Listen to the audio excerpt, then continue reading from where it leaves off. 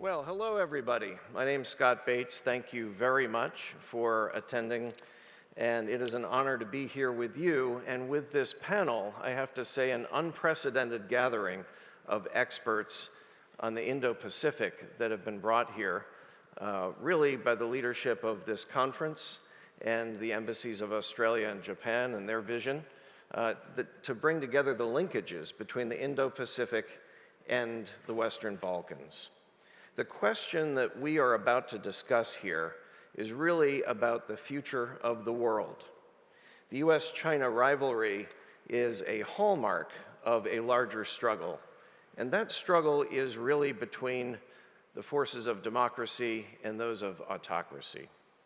One thing to take away, if you take away anything from this panel, I hope that it is this, that what is going on in the Indo-Pacific is part of a global struggle, that everything is interconnected, that what happens in Ukraine matters to Taiwan, what happens in the South China Sea matters to the North Sea, and that in this struggle, the Western Balkans matter, and the decisions that you take in Serbia and the Western Balkans have global consequences. So I'd like to start with a question and we're looking forward to hearing questions from all of you as well, but a question to Gordon Flake. And Gordon, welcome from Perth, Australia, which is about the farthest place you can come from. Indeed. So we're grateful that you're here. Can you tell us a little bit about the state of the US-China rivalry? Is the relationship stable now? Is it unstable? Is there potential for conflict? And kind of give us the big picture. Well, thank you, Scott. It is an honor to be here. It's my first visit to Belgrade. And those of you who are students of accents will have figured out there's more Arizona than Australia in my accent. I spent 25 years in Washington, D.C. in the think tank community there. But my perspectives today are going to be driven primarily by 12 years in Perth, Australia's Indian Ocean capital. Australia, like many countries, probably all the countries in this room and in most in the world, is not unique in that it has a very important trading relationship with China, but at the same time it has kind of a broader security and diplomatic relationship with the United States. And so there's a fundamental tension there that drives that. And as such, Australia, just like Japan or the European Union, or I presume even Serbia, is intensely interested in what you've described as this kind of world-defining contest between the United States and China. There is no question that this is a really important dynamic, but it's one that's in flux. For the better part of my professional career, everyone, including Australia and the US and Japan and Europe, not only encouraged but tremendously benefited from the rise of China. The economic opportunities that drove the global economy.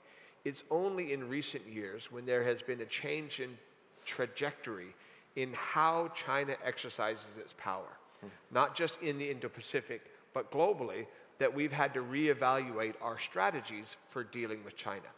So let me talk first, and just very briefly, about kind of 3 regional Indo-Pacific strategies for responding to China that are relevant to you. And then I'll address that specific question you had about whether it's stable or not.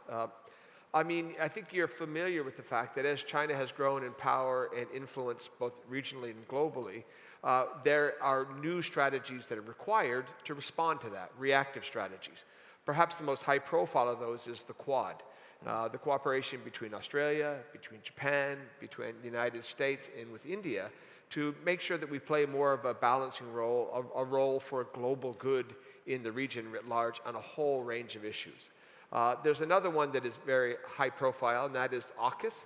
That's a security agreement between Australia, the United Kingdom, and the United States.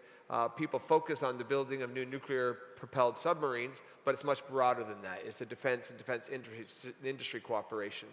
And I think you're going to see that that is expanding to include deeper cooperation with European countries, deeper cooperation most recently with Japan, et cetera, and that broader development is taking place on a regular basis.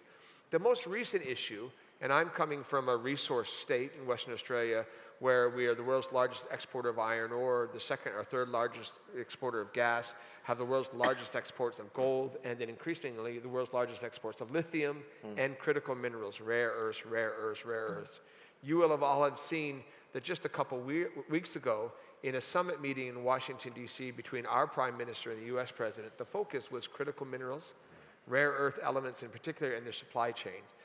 Because whether it is, we tend to focus on those for energy transition, electric cars, cell phones, but they're absolutely essential for defense industry, for advanced communications, for national security. And right now, I think the world has woken up to the fact that there is an intense concentration of those processing activities around critical minerals that is centered in China, in which the international community, whether you're in Europe or whether you're in the Indo-Pacific, needs to work together to solve, where Australia plays a key role. Now, very briefly, because I'm close to 5 minutes here, is the U.S.-China relationship stable? The answer is no. I mean, we're seeing it manifest itself in every arena, whether it is in trade, whether it is in security, whether it is in agriculture, whether it is in health, things like COVID. And I would have said 2 years ago that the one area where there is total bipartisan consensus in the United States on contesting with China is, the broader, not conflict, but contestation with China. Today, however, given the extreme volatility under the Trump administration, if anything, I'm actually more worried about the volatility of a Trump administration, the rather transactional approach they take towards China. And so just as 2 years ago, I would have had no concern about American support for Ukraine, 2 years ago, I would have had no concern about a U.S. partnership with Europe and our other Indo-Pacific partners vis-a-vis China. Today, I'm not entirely sure where the United States sits on that front, which means that relationships with countries like Japan, the European Union, other like-minded partners around the world become ever more important. Well, thanks very much, Gordon. And Ken, Jimbo, I'll turn to you and maybe a little view from Tokyo's situation. So Japan is a regional power with global interests and is a great partner with the EU and the US. And it's been reacting to the rising security threats that we've seen in East Asia. So can you give us your perspectives on this challenge?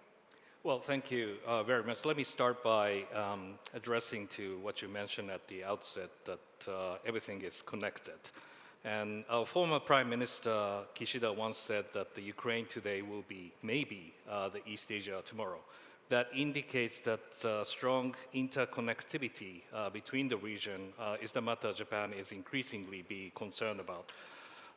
That said, that how Ukraine failed the deterrence against the Russian invasion, and how they fight in the battlefields, and how the Europeans are supporting that role, and how the ceasefire peace negotiations are negotiated, and what kind of role that the Europeans will play in peace settlements, is the matter that East Asia and Japan are closely watching, because every indication about how to deal with the major powers in Northeast Asia has also been demonstrated in what's been going on in Europe.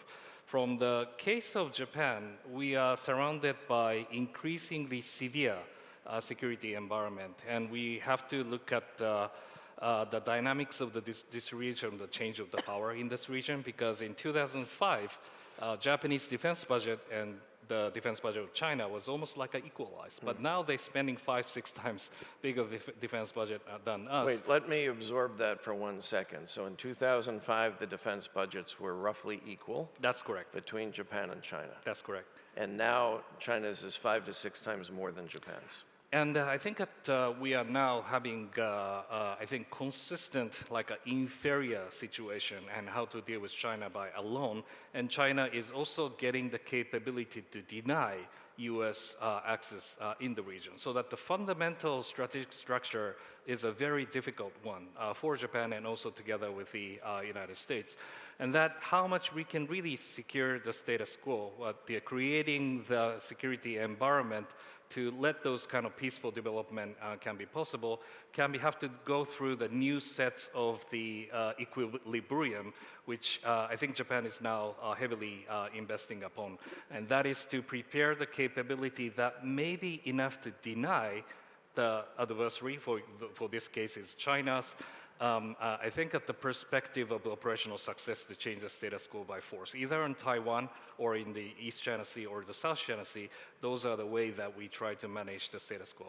Well, thanks very much. And Valérie, Niquet, following up on this topic, Japan has a new prime minister, very new. Maybe not everybody even is aware of that. And she is an interesting character, the first she prime minister ever, I think, in Japan. So tell us about how she might change things in the security order in East Asia.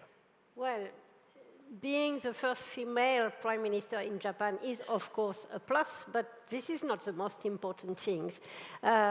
She has been very much in the news recently because of her declaration, actually an answer to a question in the Diet about a possible situation of security for Japan where the self-defense forces might be engaged alongside the United States in the strait, in the Taiwan Strait, or on Japanese soil. What is much more interesting is not what she said, because what she said is actually the policy of Japan since 2015. It was launched by her mentor, Shinzo Abe, former prime minister, in 2015, the right of collective self-defense for Japan. She just gave a concrete example, and everybody knows that that example is absolutely legitimate for Japan. However, what is interesting is the way China reacted. And if this is not the first time, I mean, since China established diplomatic relations with Japan in 1972, at that time, no problem at all. No historical problem, no territorial problem. Japan was necessary for China. It changes in the 1990s, it became worse in the 2010s, and then, since then, it has been ups and down, not following what Japan did. Whatever Japan does, it didn't change the priorities in China. It changed according to the strategic priority of China. And definitely today, for China, Takaichi is not the right person. She wants more defense spending for Japan. She wants closer relationship with the US. She has a good relationship with Taiwan. She recognized that China says Taiwan is part of the PRC. She didn't change the official position, but in terms of value, democratic values, she definitely supports Taiwan. So she is very bad for China. She is not a good choice. So what is the objective of China today is psychological warfare to possibly get her down. Get her down, that showing that she is irresponsible. Some people in Japan will say what she says is rash. She cannot be a good prime minister for Japan. She made imprudent declarations, so it might work. China is also playing on division inside the LDP. China is playing on the fact that for many countries all over the world, China is the main, in terms of trade dependency, China is extremely important for Japan. And China is also playing on the fright of the Japanese population. They are afraid of China. They want more defense spending, but no war on the Japanese soil. And what basically China is threatening is if you do not follow what we want, you may be dragged into a war with, many people, Japan is still extremely pacifist in its public opinion. So this is what we are looking at. And we have to be extremely careful in Europe not to mix the reality, historical problems that do exist, territorial problems we can discuss, with what is going on now. Now is for the present. It's the strategic stability in the Indo-Pacific. And it's not about Takaichi. It's about China trying to influence, put pressure on any countries using economic coercion. We spoke of rare earths. I wrote a paper in 2011 on rare earth issue on embargo. Japan was a target of it in 2011. So it's not a new problem. We slept on on this issue for too long. And definitely, this is what China's strategy is towards Japan today. Merci beaucoup. And now to Theresa Fallon, who is coming directly from Brussels. I'm wondering, what is the European capacity for engagement in Asian geopolitics and Asian security?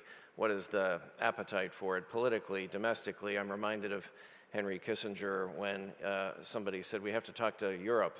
And he said, well, what's Europe's phone number? So is there increased coordination on an approach to China at the EU level? Well, thank you for that question. And I just want to say how delighted I am to be here in Belgrade. The last time I was here was in 2019, and man, have things changed. So yesterday I walked around and I visited the Chinese Cultural Center, because back then it was still under black fencing. And then I went downtown to see the Defense Ministry before it might be transformed into a Trump Tower. So the world has changed very dramatically. So I'm going to break this down into 3 points. I would start with NATO. NATO has IP4, the Indo-Pacific 4, so they talk with Japan, South Korea, Australia, and New Zealand. And it's not that it's going to be a global NATO, but we see with the war in Ukraine what is happening with 10,000 to 12,000 North Korean soldiers in Ukraine, Iranian drones being used in the war in Ukraine, and we see Japan, South Korea, New Zealand, and Australia also following sanctions, helping Ukraine where they can. And we see South Korea sending artillery to Ukraine, and we see North Korea sending artillery to Russia. So this is an incredible combination of these theaters. So if you see Eurasian security as one unified whole, what happens in the Indo-Pacific region has a direct impact on what happens in Europe. Now, under the Biden administration, there was more of a democracy versus autocracy approach. With the Trump administration, it's really unclear what's going to happen. I can't say anything more about that. I don't have any ability to understand his thought processes, and he has a lot of domestic tensions within the US. And there's also the prioritizers versus the restrainers, but I don't want to get ahead of myself. So NATO sees China as a systemic challenge, not as a threat. Now I'll move on to how the EU is functioning in this. Oh, but one question. Okay. You mentioned a phrase, the prioritizers versus the restrainers. I think I know what you mean, but why don't you share that with everyone? Because this really is central to helping understand the current US domestic approach on foreign policy, and it's kind of an intellectual battle going on. Exactly.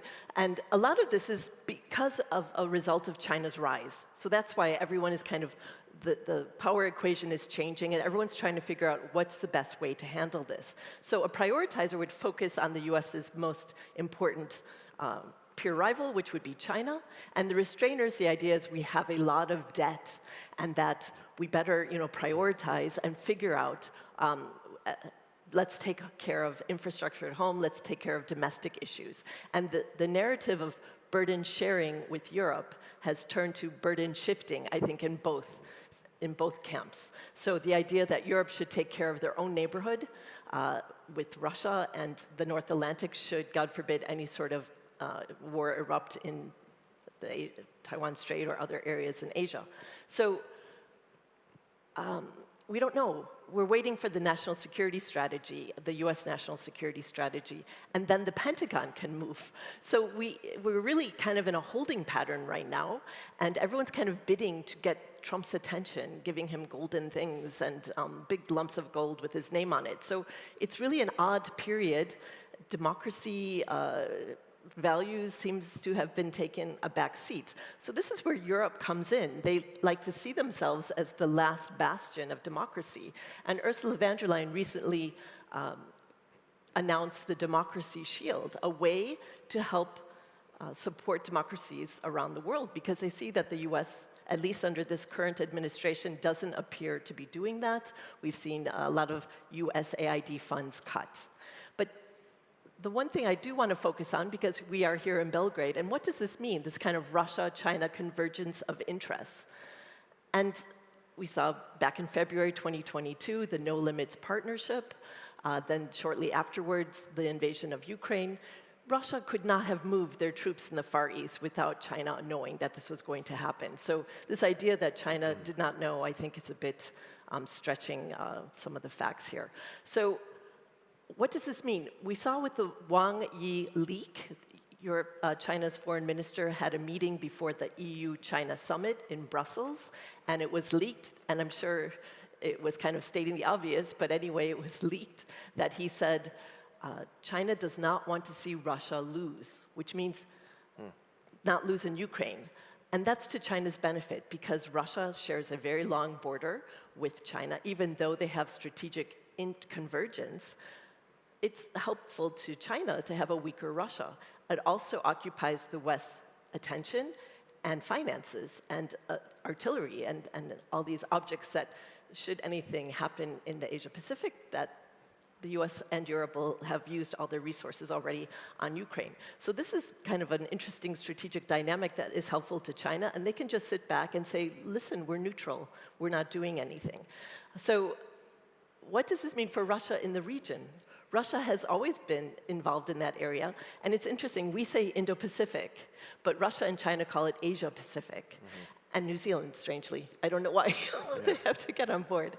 But this idea that Russia is not in that region, we've seen them do 3 naval exercises off the coast of Hawaii in the last, short period of time. So they're trying to be active there. And even though there is a strategic convergence between China and Russia, Russia still has a few cards to play. This narrative that Russia is now becoming a vassal of China, but they can actually cause a lot of mischief, as we see with Putin and what he's doing in North Korea. For example, North Korea is a small country playing off the great powers in its neighborhood, Russia and China, and they've been very skillful at doing that. But now we see Russia actually getting more of an upper hand on that, and this makes China nervous, because the more that North Korea becomes an active player, Japan, South Korea get a bit nervous, and they want to have nuclear weapons, and China doesn't want that. So this type of shenanigans that Russia is playing right in China's neighborhood really affects China's security. And so even though they have strategic convergence, they also have ability to kind of upset, Russia can upset China. So it does have some leverage. And then my third point is about this idea of, you said Kissinger, who would we call? But when you said that, the first thing that came to my mind was this idea that the Trump administration tried to implement of a reverse Kissinger, or what some call it a reverse Nixon, trying to charm Russia in order to pull them away from China. But that's a complete misunderstanding of history. The Soviet Union and China had a falling out 10 years before Henry Kissinger caught a cold and then went for a secret meeting to organize the meeting for Nixon. So we don't see them having a break. They've even said it's the closest relationship they've had in 300 years. So it's hard to break up something when they're really hugging tightly. Of course, there's a strategic triangle going on here, Russia, China, the United States. The foundations are shifting, but nevertheless, this triangle exists, and I don't think that's going to change. So what does this mean for NATO? Can try to speak with one voice, but the EU, you have 27 EU member states. Some are pro-Russia. Some, I just heard recently, the Finnish foreign minister suggested that Europe get closer to China in order to hurt Russia. So it really depends where you sit, and even geography doesn't fit, because Hungary is both pro-Russia and pro-China. So it's a very complex position. So can the EU speak with a geopolitical voice or be a geopolitical pole? I would argue, unfortunately, no, because they're very fragmented. They don't even have an EU-China policy, I'm afraid. Their three-basket approach of partner, competitor, and systemic rival, that's a fudge. That's everything. So that doesn't really add up. And then finally, I would say that Russia has made it pretty clear at the Alaska talks, for example. We saw Lavrov show up with the SSSR sweatshirt, that they want a reversal of the Cold War settlement. And this is where Russia and China really see a convergence. We saw that parade where Xi Jinping, Putin, and Kim Jong-un were on, joined this parade, and those three powers were all together. So I think that they're kind of signaling that we oppose the Western approach to the world's the rules-based order, and they're offering a new prescription. So we have China, Russia, Iran, and North Korea challenging, and many people like to see this as a multipolar world, but I would suggest that we are moving closer or towards a bipolar world. Thank you. That's great, Theresa. I'd agree with that, for whatever that's worth. So a few questions for the whole panel, and then we'd love to get your questions. Folks that are interested in having a question, why don't you raise your hand, just so I get a sense of how many there might be. You're very shy. Come on, more than that. I thought so. Very good.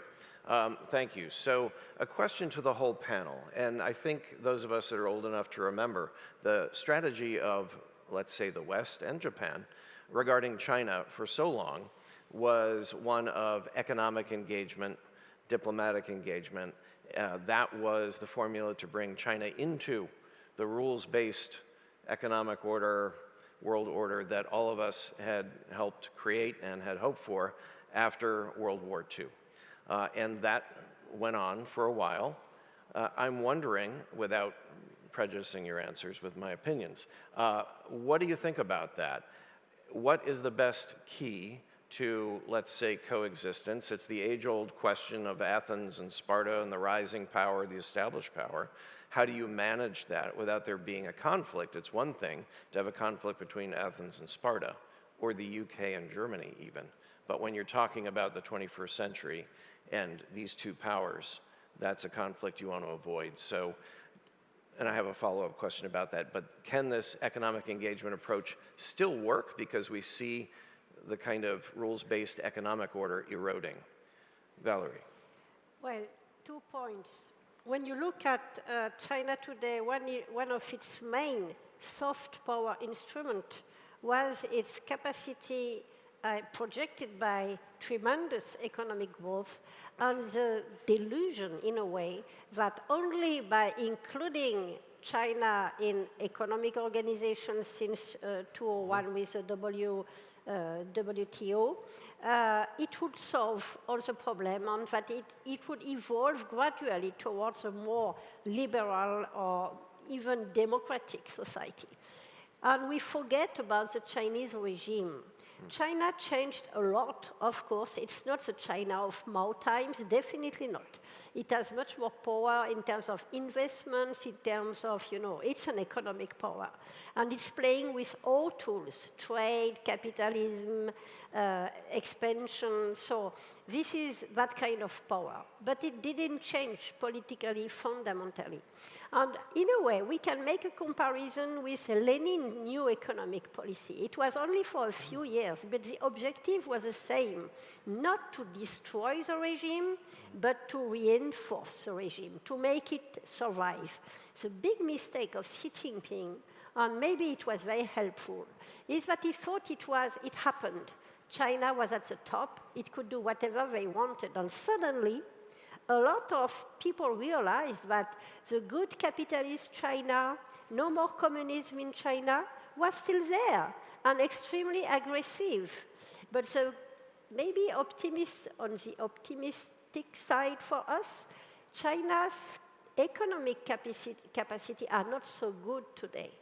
Chinese economy is not that well. They do not invest so much. They spend less investing, putting money outside to support their Belt and Road and allies than they did before. So we have to try to find a way, maybe to work with China on some issues, but I think it's very difficult because China always has its own agenda, but we really need to be able to keep our eyes open to what is China today. And just a point about the US. Yes, I agree. I mean, the main challenge is about the Trump administration. About China-Japan tensions recently, he said that, yeah, China, well, not good maybe, but Japan is worse. Our allies are taking more money from us than did China. So it's extremely destabilizing in Europe and in Asia, especially among the US allies. Right, Ken. Yes, more than 3 decades of the economic growth in China, I think brought the world economy a net positive result.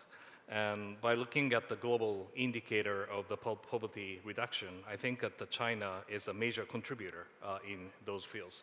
So that you can find that lots of great stories about China, and China is a major beneficiary of the globalization, and China is also globalizing itself. And Gordon mentioned about all the regions, regional players.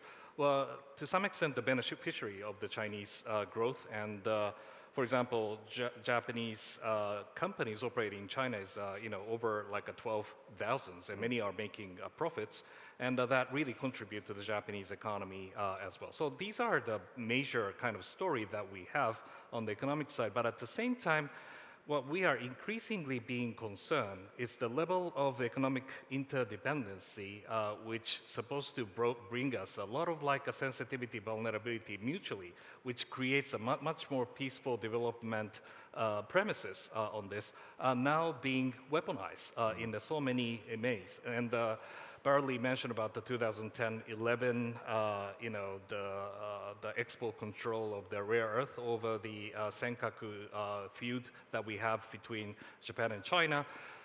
We realized that we import more than 90% of the rare earth from China, which brings to China a lot of like a coercive effectiveness towards Japan. And then we have really started the diversification of the sources, imports, and now we brought down to the 70%. It's still very significant, but we are doing on that direction, which really creates the notion how important to create the sense of the economic resiliencies at home. By, I think that, receiving the benefits from the Chinese economic engagement is the one, but at the same time, you really need to prepare the hedging strategy. Once that the things could be competitive and weaponized in sense, you really need to have the resiliency to diversify your sources. Those are the practices being, I think, standardized in a way to deal with it. And so you keep engaged, yet you be prepared. That's correct. And unfortunately, that the globalization premises, where many of the decision makers try to maximize the benefit of the value chain created by the globalization, that story is now over. And now that you really have to, position yourself is a much more strategic position. What kind of hedging strategy that you actually have to prepare in the at the current global economy right now. And the second, obviously, there is the narrative competition has been going on. And we try to have Indo-Pacific strategy as open as possible to let everybody to claim their copyrights, where the Indo-Pacific can be created according to their preferences and priorities. Whereas that China also tried to bring those full globalization strategy, which also has an intention to provide the common goods to the world, which is a great story to tell. But I think China doesn't really give the copyrights to others. And those are the fundamental differences of what kind of choices that you are, have under the concept of the freedom as a pathway, or there's something that string attached in terms of this. These are the matter of the choices and the hedging strategy that you can choose. Thank you very much. Gordon, your thoughts? Look, if I answer that question sitting here in Belgrade, I can understand that if your perception of China is fundamentally framed by the media coming out of Russia, that's going to be a particular point of view. I can understand that if your views of China are fundamentally framed by the media coming out of China, that'll be a particular point of view. And they're incomplete views, if that makes sense. I'm resistant to the notion of a G2 or a bipolar world, a new Cold War between the US and China, because it's not quite accurate, right? The reality is both China and the United States right now are, for different reasons, undermining their own influence in the globe. I mean, for the last 10 years, people have been talking about a new era of great power competition, but nobody would argue that the last 12 months have been really good for American influence in the world, nor would anybody argue that the last 12 months have been really good for Chinese influence in the world. And at the same time, I think what we're seeing is that like-minded partners, like Europe, like Japan, like Australia, Canada, the UK, et cetera, are finding that the need to work together to defend, not just individual national interests, but broader global interests in this current trend. The one caution I would give for an audience here in Belgrade is that if you really want to understand concern about China, you need to go to Japan. You need to go to Korea, who day-to-day deal with changes in Chinese nature and policy. You need to go to Vietnam, who in the last 50 years fought a war with China, that China invaded Vietnam. You need to go to the Philippines, where every single day they are facing overwhelming and increasing pressure from the Chinese in their territory in the South China Seas. And that extends throughout Southeast Asia. You need to go to India. India, a long-standing non-aligned movement partner with Yugoslavia, has a very important role and has a very specific perception on China's role given their border disputes in there. And so it's easy to buy into a Chinese narrative that they somehow are the victim of American containment, and that's how we have to view the region. So there's no question. China has developed dramatically to the good of the Chinese people, to the good of the globe. In the last 10 years, so many of the reforms and changes that enabled Chinese growth have been reversed. So many of Chinese policies globally have been reversed. And they've been reversed to make the world safe for the Communist Party of China, not to the good of the Chinese people, not to the good of Chinese role in the region. And I think you're going to find that understanding in the Indo-Pacific, which is, again, going back to the overall theme of this conference. If you're in the Euro-Atlantic, if you're in the Balkans, you need to understand what's happening in the Indo-Pacific. Because whether it is rare earth elements that are absolutely essential for your defense industry or your advanced communication or your tech, or it is energy security in the region more broadly, the actions that are taking place in that region, or I would even add, if you're in the Baltics, there's a lot of flash around Belt Road Initiative, Chinese investment, but there are long-standing, very significant investments by Japanese, Korean, and other broader regional investors. And those investors are right now facing some rather existential threats from China, from their overproduction, their over-manufacturing, their manipulation of global trade rules. And so we're finding it's a world in flux. The front line is the Indo-Pacific, but the spillover effects are going to be felt here in Belgrade and throughout the Balkans and the broader Euro-Atlantic. Thank you for that. And Theresa, I'll get to you with a follow-up question here. And Gordon, thank you, because you're kind of changing my mind a little bit. I think, yes, there's the G2, that's just a reality of the overwhelming power of the US and China impacting everyone, but perhaps mid-size powers, regional powers, can be a stabilizing effect, have a stabilizing effect on that competition, and that leads me to my next question, which I'd like you to kick us off with, which is that in Europe, we've seen that we have structures that have fostered security and economic cooperation, not always perfect, but they work. We have NATO, we have OSCE, we have the whole EU structure. In Asia, it's a little bit of a different picture. So can we learn anything from the European experience with multilateral institutions, security structures and relationships? Maybe they work, maybe they don't. You can give us your thoughts. And is there anything we can learn to apply in the Asian context so that we can enhance stability and peaceful competition? Okay, thank you so much for that. Just for the sake of clarity, I never say Cold War 2.0. I hate that. I think that's lazy thinking because it means that we'll win, and it doesn't look like that. So this is a huge challenge. And I would argue that the tech competition is largely between the US and China, and that's where the gap between the US and China and the rest of the world is so enormous that they really cannot compete up there. But it's key. Japan, the EU combined, all of these, India, they can have a balancing. And even Tito helped to start the non-aligned movement. So we know that even during the Cold War, we saw the non-aligned movement, and India was, and still has that in their DNA, and they will remain that way, in my view.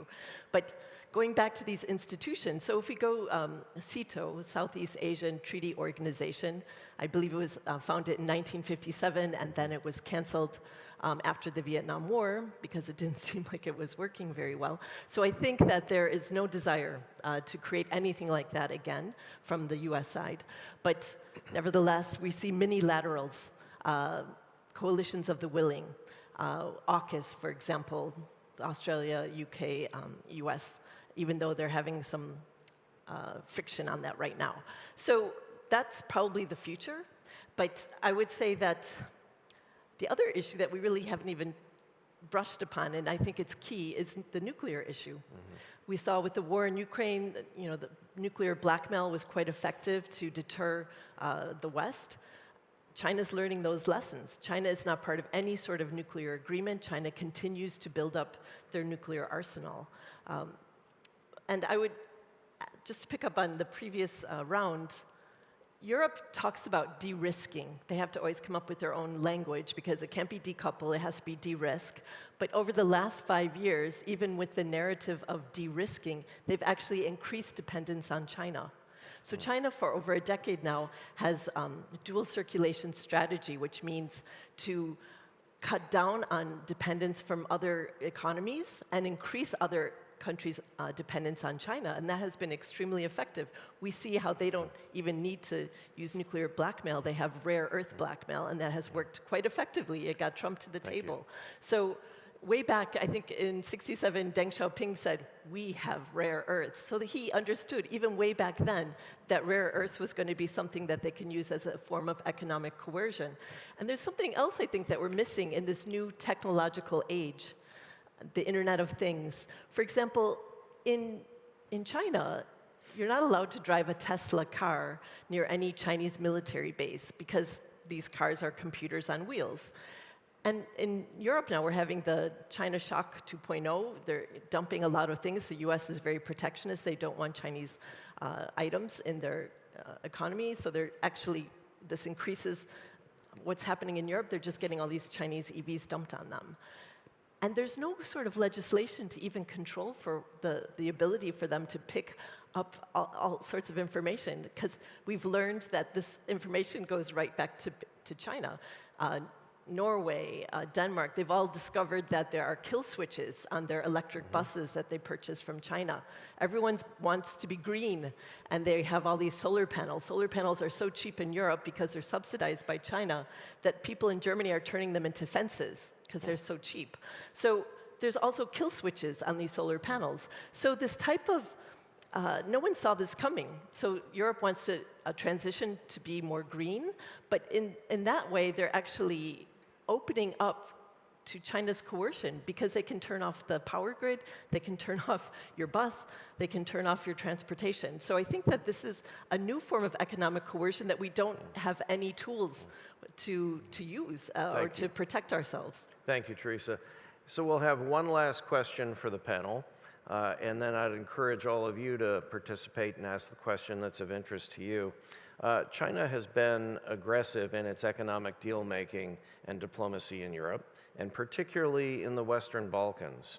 China's presence is felt in the Western Balkans at almost every level. How should leaders from political parties, civil society, government in the Balkans, in the Western Balkans, react to this outreach and navigate the tensions between the great powers for influence in this region? Valérie. Well, it's a complicated question, and it is very much related to the enlargement process that we are dealing with now at the EU level with Balkan countries, including, of course, Serbia. And definitely China has been very much on the offensive to win hearts in the Balkans, and including in Serbia, and it has been quite effective because China, in a way, and we have to realize that, is offering a lot in terms of infrastructures building, investments, and of course there has been a lot of criticism against these debt trap issues, for instance, in African countries, and in all elsewhere, corruption, lack of transparency. But maybe what the EU has to learn is that we can not just sit and brandish values and things like that. I mean, in many countries, you need a lot of effort, including in terms of building infrastructures, to bring them into a wider circle of democratic or more democratic countries. So basically, this is what I would have to say on this issue. Very good. Thank you. Ken? Yeah, I believe that the Western Balkans sits in the intersection of the European integration, Chinese economic expectation, and the US strategic intents are all involved. And in managing those different sets of intersection, I don't think that Sylvia Western Balkans' choice is to reject China. We mentioned a lot about the China risk part, but I think it is the issue of managing the asymmetrical situation that the China might provide, which turn into the risk of the situation. So how they deal with it, there's a practical step to be defined. First is to identify where the strategic interests are, especially on the critical infrastructure or the telecommunication system, where you find the kind of choke points of the statehood. You really have to have the diversification of the resources in order not to let the others to course against you. So those are very important steps to be taken and to identify where the diversification is feasible. And I think that you really also have to create the institutional resilience, especially Australia has experienced a lot of so-called the external intervention into the society, and that also has to be identified in a way that how much your society's resiliency could be managed in terms of the internet, in terms of the regulation, in terms of the social awareness. Those are, I think, very important part where you can actually stay engaged with China with a caution. Thank you. Gordon? I would argue, first and foremost, there's a need in the Balkans and Europe more broadly to challenge your assumptions. And in doing so, you can benefit from the lived experience of the Indo-Pacific, which is much closer to China. And so echoing something that Ken just said, diversify, diversify, diversify. There is a broad presumption because of the Belt Road Initiative, because of the role of the state in Chinese economics, that China is the only choice, and it's very big. But if you actually look at the numbers, take the ASEAN, take Southeast Asia, the actual investment by Japan and Korea and then Europe combined is far greater than Chinese investment in the region. But if you ask the people, they assume most of it comes from China. It's not true, right? In the Philippines alone, South Korea alone has 8 times greater stock and infrastructure investment than China does, right? Japan throughout the region at large is much more important, but people won't understand that, right? And so challenge your assumptions, realize that you need to have diversity, you want to have lots of different choices, which gives you freedom and it gives you greater latitude, right, in terms of your decision making, and make sure that the policymakers understand that they too benefit from avoiding that concentration. And then the second lesson that I would draw from the Indo-Pacific is there is a real risk in that concentration of at least presumption, if not investment, because Australia, for our part, in the last 5 years, has been on the receiving end of some very overt coercive action in terms of China. Japan has, Korea has, the Philippines has on a regular basis. And so this is one of these areas where what we're really trying to do is not replace China, not kick out China, but assure that we have the capability to deny China monopoly behavior. And that's particularly true in rare earth elements, but it's also true in energy security. More broadly, just wanting to make sure that we maintain as much latitude as an individual government and as a region as we possibly can. Thank you. Theresa, you have 1 minute because Then we're getting to questions. Any advice? All right, 1 minute. Well, since we are in Serbia, I'll focus on Serbia. China has replaced Russia as the biggest investor here, from what I understand, and that will continue no matter who's in power.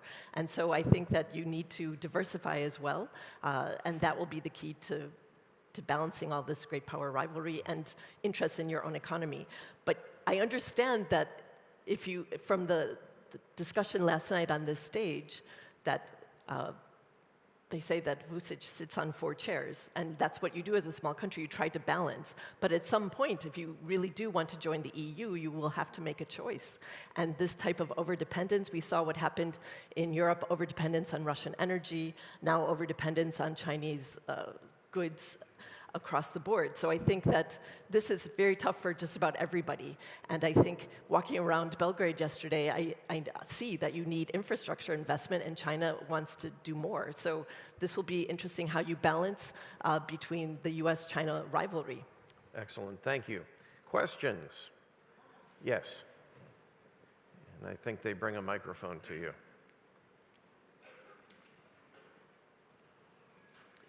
Thank you. Thank you very much for an interesting discussion. My name is Morgan Finsia. I'm with the Expo Foundation based in Stockholm. My question is about Chinese soft power projection or influence, if you will. Those of us researching far-right extremism here in Europe have noticed and documented a number of worrying cases over the years of Russian engagement and cultivation of extremist actors, radical right actors, to use as proxies and also as vectors of disinformation campaigns for strategic purposes in Northern Europe and in Western Europe. My question is, do you see China engaging in similar tactics and sort of underhanded influence operations, or cultivating perhaps extreme proxies in their backyard? And do you see a prospect of them increasingly adopting that kind of tactic also with regards to Europe? We've seen just a handful of cases so far of Chinese embassies inviting rather shady characters over to cultivate relationships and so on. Thank you for your question. Anybody want to take that? Valerie. Yeah, I agree with you. We have to really concentrate on that issue. We know that China, be it government or official institutions or private companies, are playing an extremely important role. There are lobbyists or, corruption activities, including in Brussels, from some actors in China. But China is also playing, like Russia, on our own weaknesses. We talked a lot about seeing influence on TikTok and so on, but they answer to certain demands from the public because of economic issues in Europe, because of a lack of paying attention to some sectors of the population. So yes, we have to focus on what China or Russia is doing, but they are doing it because they can do it, because we have our own weaknesses. And we also have to address these weaknesses in order to better answer to their influence strategies, I think. Thank you. I think we'll take another question. Let's go this direction. Yes. Hi, I'm a grad student from the US, and I'm also Taiwanese. And I was really curious if you could talk more about the future of Taiwan and the implications it would have if China were to invade Taiwan, since most of the world powers do not acknowledge it as a sovereign country. And it's also the leading power in the semiconductor industry. And is that enough to be able to save Taiwan because of its business with the EU, with Japan, with many other countries? So I was just wondering if you could speak more on that. Thank you. Thank you for your question, Theresa. Okay. Wasn't it interesting with the recent meeting of Xi Jinping and President Trump? Taiwan was never mentioned, which is very odd in my view. So this makes me wonder, there's a separate, maybe secret channel that Taiwan is being discussed. And I've seen some discussions about possibly a fourth communique, and I just want to slap myself on the forehead and say, why are they doing this? Because perhaps Xi Jinping understands he's got a great opportunity here. Trump is a businessman. He's transactional. He wants to make deals. And they see a fourth communique would change the whole equation. So I'm extremely fearful that maybe Jared, when he's not working on a deal here in Belgrade, is writing up a communique on Taiwan. So this is something deeply concerning. And what you said about Europe, I mean, deterrence, deterrence, deterrence. We didn't see enough deterrence on Ukraine.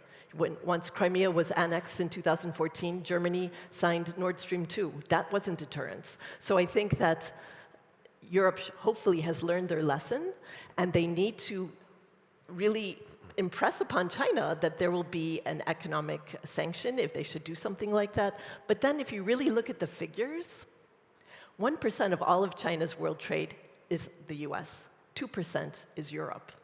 That's still substantial, but it's not going to maybe change the temperature for China. Thank you. Let's go to, I think I saw another question in the audience. 2 more. Over here, sir. Hi there, Kurt Bassiner, Democratization Policy Council. I wanted to ask, for the longest time, and now this is in the hot seat after the past 9 months with a lot of foreshadowing, Europe's not used to thinking of itself as the universal connector of the democratic world, because that had been sort of in Washington's role.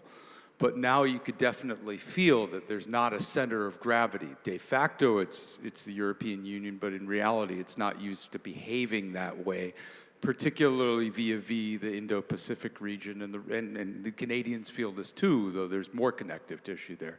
I'm wondering how that looks from each of your perspectives, and whether you think there is an adaptation process or any new thinking, because I'm not really seeing it on the policy level.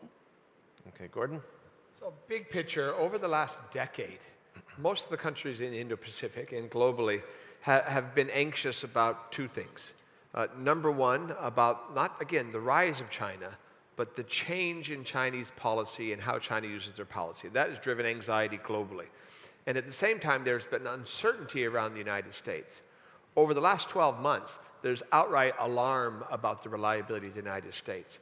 However, I wouldn't put that responsibility squarely on Europe. Europe is clearly big, but Europe is not alone.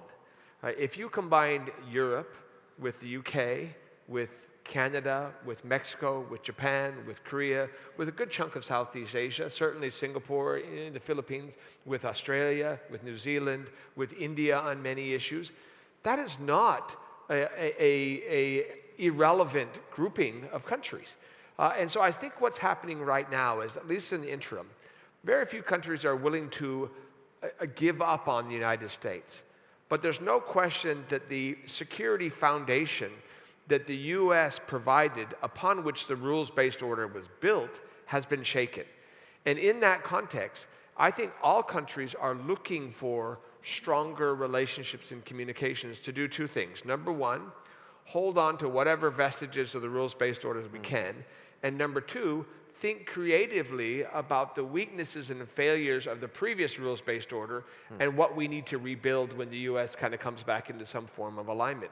So that's a pretty positive thing, right? And so I don't think this is a time for alarm only. This is a time for action, and it's a time for forums like these and countries like those represented on this table to be working together creatively, looking forward. Do you know, no, I think we're at time. And I have to say that that is a great note to wrap up on, which is that this is a time for action. This is a time for some hope. And Theresa will be available to all of you after this panel dismisses. So thank you very much. Please join me in giving a hand to everybody here. Thank you. Clearly, that was good now.